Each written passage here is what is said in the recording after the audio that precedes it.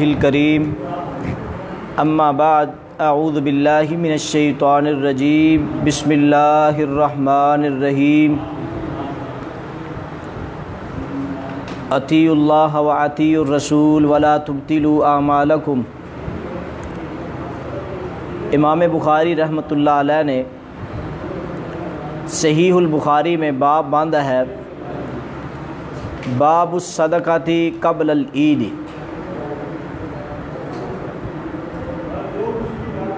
عید کی نماز سے پہلے صدقہ کرنے کا بیان، اور نیچے امام بخاری رحمۃ اللہ علیہ نے حدیث بیان کی ہے، عن ابی سعید الخدری رضی اللہ تعالی عنہ، ابو سعید خدری رضی اللہ تعالی عنہ سے مروی ہے، قال وہ کہتے ہیں کننا نخرج فی عہد النبی صلی اللہ علیہ وسلم،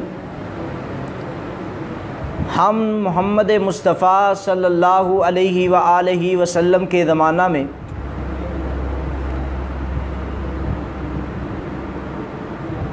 نکالا کرتے تھے الفطرہ، فطرانہ۔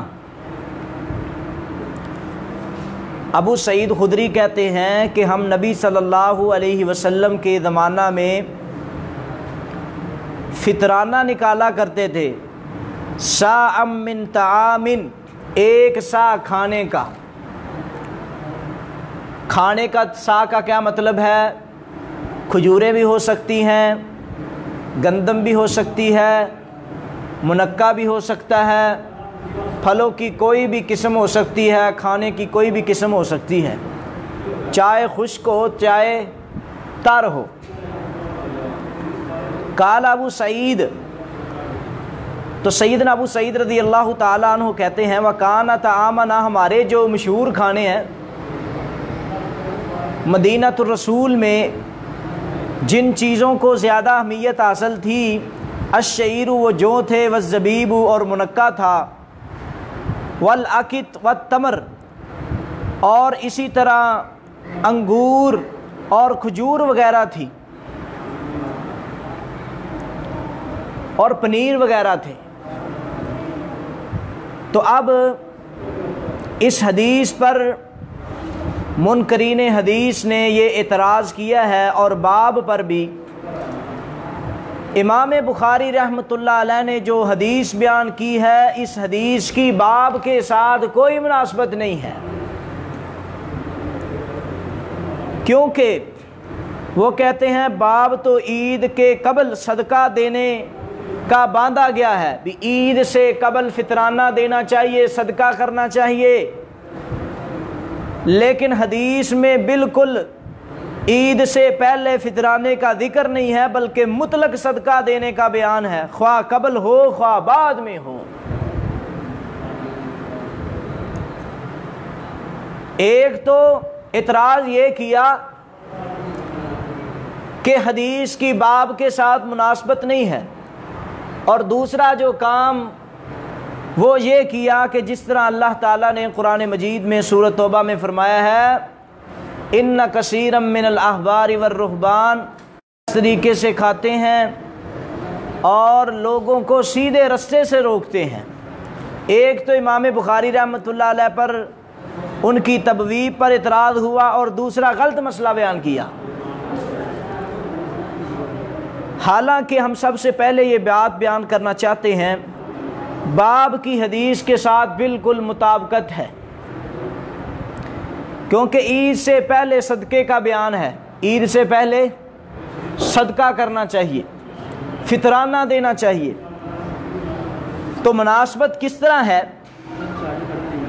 لفظ فطر جو آیا ہے فی عہد النبی صلی اللہ علیہ وسلم الفطرہ، کننا نخرج، ہم نکالتے تھے نبی صلی اللہ علیہ وسلم کے زمانہ میں الفطرہ، فطرانہ، ساء من طعام، کھانے سے۔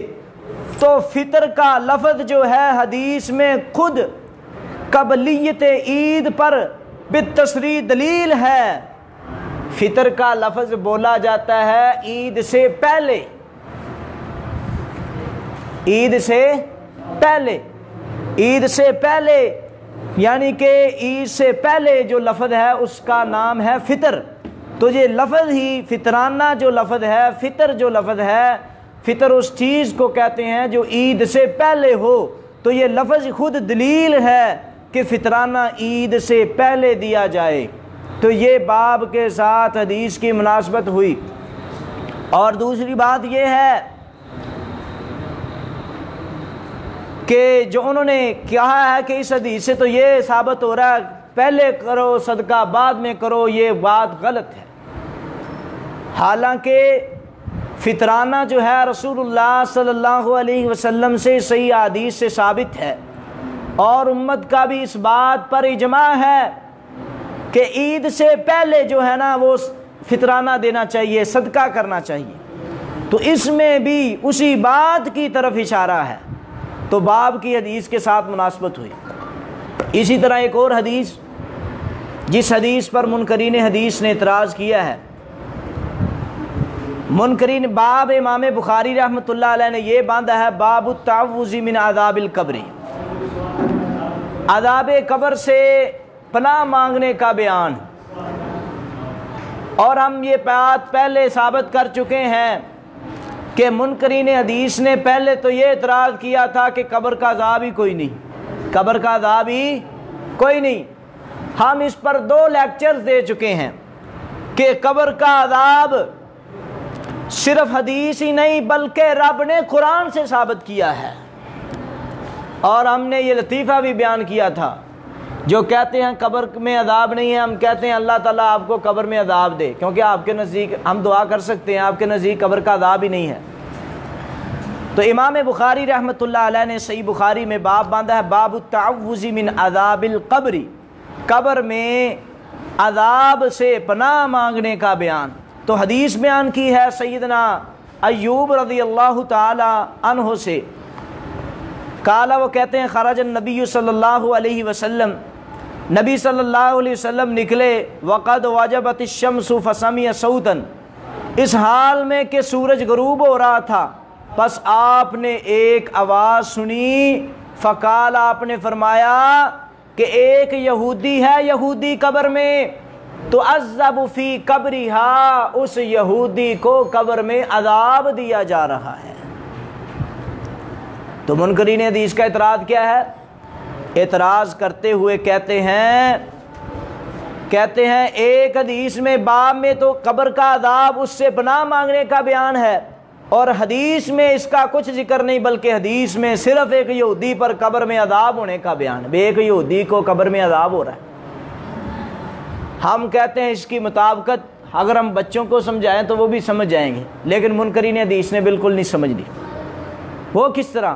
آج ہم کہتے ہیں اپنے بچوں کو کہ فلاں جگہ پہ جانا بہت ہی خطرے سے خالی نہیں ہے، وہاں فلاں آدمی گیا تھا اس کے لیے یہ مسئلہ بن گیا تھا، فلاں علاقے میں گیا تھا اس کو وہاں کے ماحول کی وجہ سے فلاں مسئلہ بن گیا تھا. تو اس کا مطلب کیا ہوتا ہے؟ آج مائیں اپنے بچوں کو کہتی ہیں کہ بیٹا کمرے میں سانپ ہے، کمرے میں کیا ہے؟ سانپ ہے. اگر کوئی جھوٹا بندہ بھی یہ بات کہہ دے کمرے میں سانپ ہے، تو اس کا مطلب کیا ہوگا؟ کہ آپ اس کو یہ کہنا چاہتے ہیں کہ آپ سانپ کے خطرے سے پناہ مانگے، وہاں نہ جائیں. صرف آپ نے یہ بتایا ہے کہ کمرے میں سانپ ہے، اس کا مطلب کیا ہوگا؟ کہ آپ نے کمرے میں جانا نہیں. یہ نہ بھی کہیں میں نہیں جانا تو یہ کہنا ہی اس بات پر دلیل ہے کہ کمرے میں اب جانا خطرے سے خالی نہیں ہوگا.